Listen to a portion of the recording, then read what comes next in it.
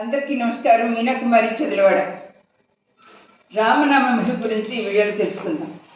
ఆ పరమేశ్వరుడు కూడా ధ్యానంలో ఉన్నప్పుడు శ్రీరామ రామ రామేతి అనుకుంటూ ధ్యానం చేస్తూ ఉంటారన్నమాట. ధర్మానికి మారు పేరు శ్రీరామ.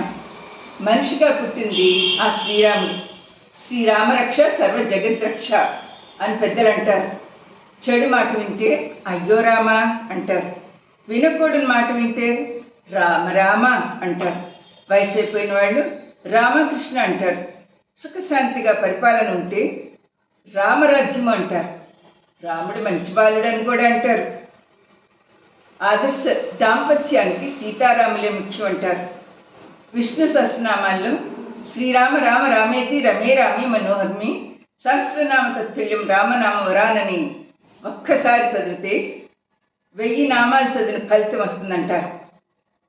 ఈ భూమి మీద ఏది మన వెంట రాదు, మనం చేసుకున్న పుణ్య ఫలితమే. ఈ రామనామాన్ని అందరూ చదవండి, ముక్తిని పొందండి. నా వీడియో కనుక మీకు నచ్చినట్టయితే like, share, subscribe. Meena Kumari Chadalavada.